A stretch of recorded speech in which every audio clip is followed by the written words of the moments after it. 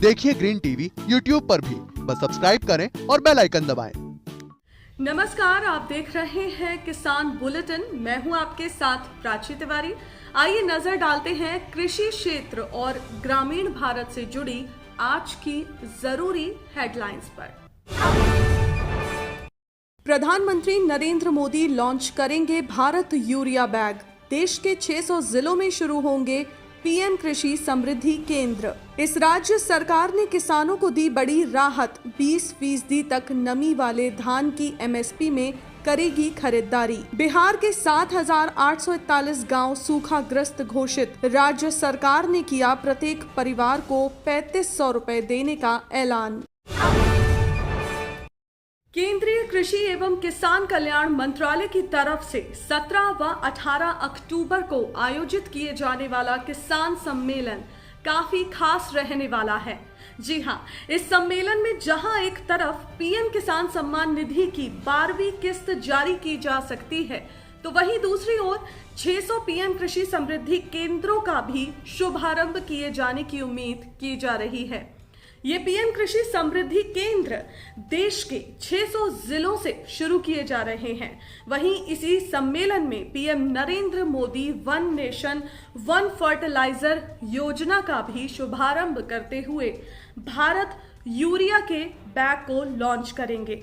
यानी कि देश के अंदर अब सभी उर्वरक सिर्फ भारत के नाम से किसानों को उपलब्ध होंगे। जाहिर है कि पीएम कृषि समृद्धि केंद्रों में किसानों को कई तरह की सुविधाएं मिलेंगी। इन केंद्रों में वैज्ञानिक सुविधा, सॉइल टेस्टिंग, उन्नत बीज, खाद की व्यवस्था भी होगी। जानकारी के अनुसार इस समय देश में लगभग 2.7 लाख खुदरा दुकानें हैं और इस योजना के तहत इन सभी उर्वरक खुदरा दुकानों को चरणबद्ध तरीके से वन स्टॉप शॉप में परिवर्तित किया जाएगा, जिसे प्रधानमंत्री किसान समृद्धि केंद्र PMKSK का नाम दिया गया है। ये केंद्र देश में किसानों की जरूरतों को पूरा करेंगे। वहीं भविष्य में 3,30,499 खुदरा उर्वरक दुकानों को PMKSK में शामिल करने का प्रस्ताव है। सम्मेलन के दौरान प्रधानमंत्री एक अंतर्राष्ट्रीय साप्ताहिक उर्वरक ई-पत्रिका इंडियन एज का शुभारंभ भी करेंगे। ये किसानों की सफलता की कहानियों समेत विकास, मूल्य, रुझान विश्लेषण, उपलब्धता और खपत सहित घरेलू और अंतर्राष्ट्रीय उर्वरक परिदृश्य पर जानकारी प्रदान करेगी। जहां एक ओर कई राज्यों में इस समय धान की खरीद का काम चल रहा है, तो वहीं दूसरी ओर कई राज्यों द्वारा अभी इसकी तैयारियां की जा रही हैं।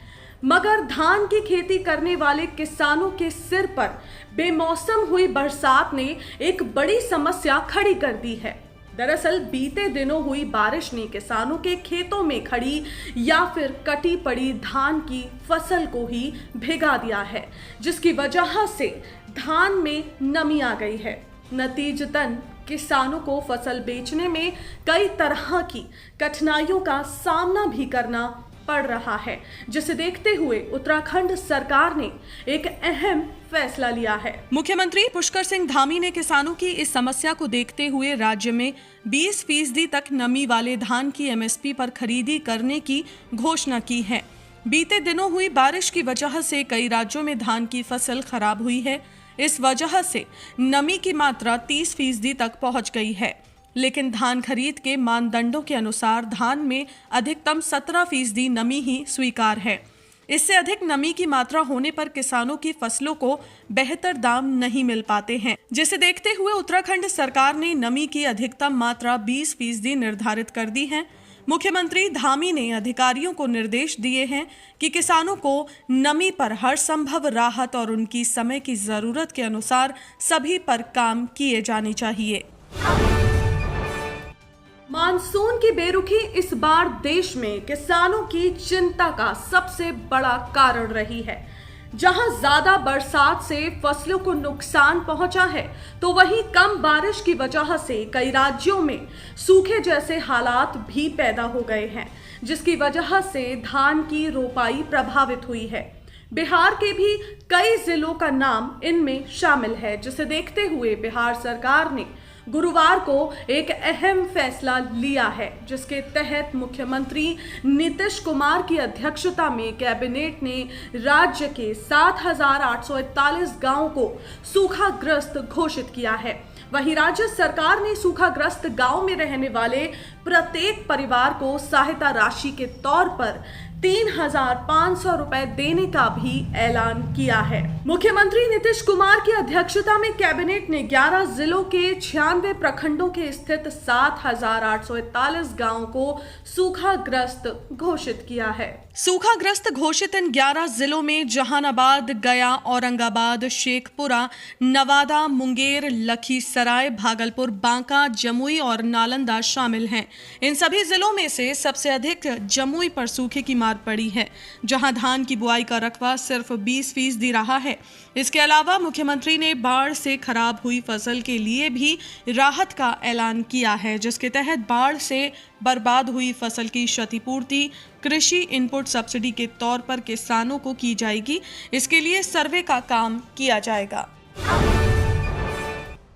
तो ये थी वो खबरें जिन्हें हमने आपको बताया विस्तार से, लेकिन इसके अलावा खबरें और भी हैं जो आपके लिए जानना बेहद जरूरी है। तो आइए नजर डालते हैं बाकी की छोटी बड़ी अपडेट्स पर भी।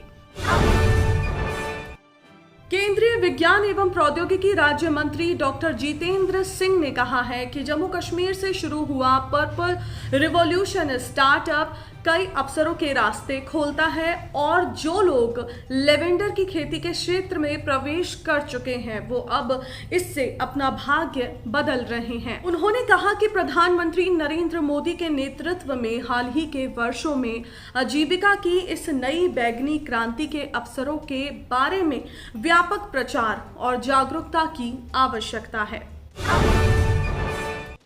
पीएम किसान सम्मान निधि का इंतजार कर रहे किसानों के लिए खुशखबरी है।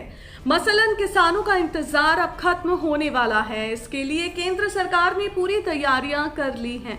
इस संबंध में केंद्रीय कृषि व किसान कल्याण मंत्री नरेंद्र सिंह तोमर ने शनिवार को जानकारी दी है। उन्होंने बताया कि प्रधानमंत्री नरेंद्र मोदी दीपावली से पहले यानी कि 17 अक्टूबर को पीएम किसान सम्मान निधि की 12वीं किस्त जारी करने जा रहे हैं।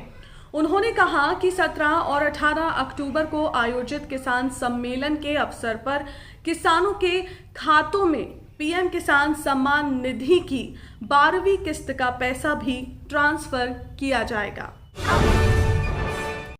महाराष्ट्र में हो रही बेमौसम बारिश ने किसानों की मुश्किलें बढ़ा दी हैं।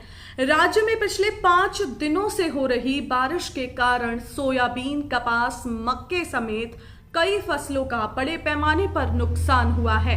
इस बेमौसम बारिश से पालघर जिले में धान की खेती को अधिक नुकसान पहुंचा है। पालघर में जीआई टैग वाले धान की खेती होती है, तो मसलन जिले में 75,000 हेक्टेयर से अधिक धान की खेती का रकबा बारिश की वजह से संकट में है। इसके बाद से किसानों की परेशानियां भी बढ़ गई हैं। किसानों ने नुकसान का हवाला देते हुए सरकार से दीपावली से पहले ही सहायता राशि देने की मांग की है। सूखे और बारिश की मार देश के किसानों को प्रभावित करती रहती है। इसके साथ ही मिट्टी के आंकड़े, फसल उत्पादन का पूर्वानुमान जैसी चुनौतियां भी कृषि सेक्टर में प्रमुख हैं, जो किसानों की राह मुश्किल करती हैं। लेकिन अब किसानों की ये राह आसान होने जा रही है। जी हां, आपने बिल्कुल सही सुना। इस संदर्भ में इसरो ने एक मजबूत वकालत की है, जिसके तहत इसरो ने कृषि सेक्टर के लिए समर्पित सैटेलाइट स्थापित करने का प्रस्ताव दिया है। देश के संघीय रूप से आयोजित अनाज का स्टॉक गिरकर 5 साल के निचले स्तर पर आ गया है, जो करीब देश के 800 मिलियन लोगों को सब्सिडी वाले अनाज की आपूर्ति करता है। इसका कारण है कि देश के कई हिस्सों में बेमौसम बारिश ने सर्दियों में बोई गई गेहूं और गर्मियों में बोई जाने वाली चावल की फसल दोनों को ही खराब कर दिया है, जिससे खुदरा खाद्य कीमतें 22 महीने के उच्चतम स्तर पर पहुंच गई हैं। तो फिलहाल आज के किसान बुलेटिन में इतना ही। आप स्वस्थ रहिए और अपना ध्यान जरूर रखिए। फिलहाल मुझे दीजिए इजाजत। नमस्कार। देखिए ग्रीन टीवी यूट्यूब पर भी। बस सब्सक्राइब करें और बेल आइकन दबाएं।